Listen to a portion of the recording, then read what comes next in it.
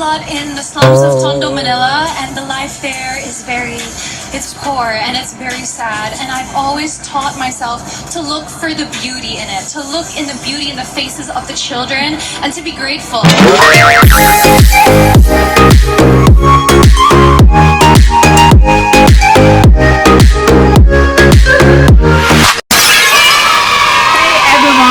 Welcome back to my channel. It's another Sunday episode of Fierce Vlog Channel. So, nakita niyo naman sa ating thumbnail and sa cover natin. Yes, we are on the cover, and to start with, we would like to thank the editor and the writer of that article for making it possible.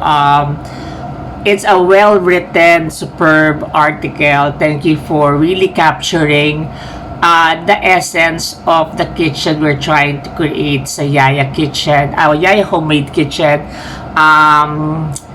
It's a simple, I'd say, hobby. Last year it became a business. So thank you for sa mga support and all throughout yung mga months, kahit hindi na tayo naka-lockdown, you're still buying.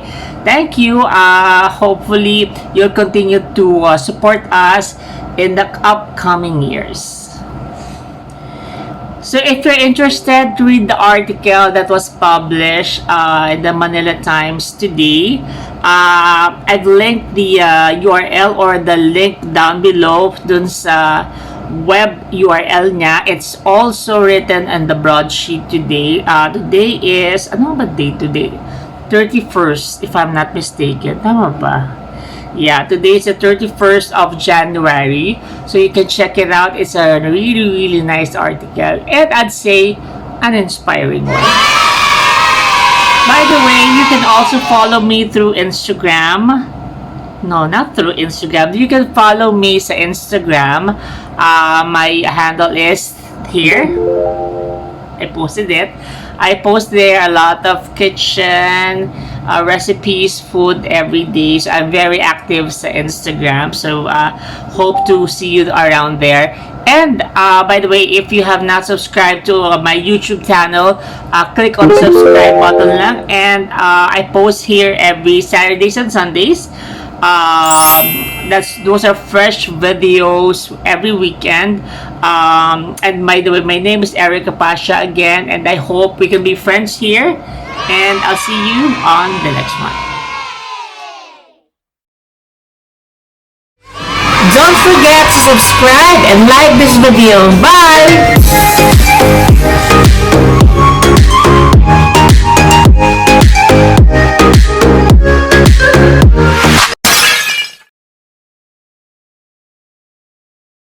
Alright, so this is day 3 and it's our last day. We're going home tonight, but last minute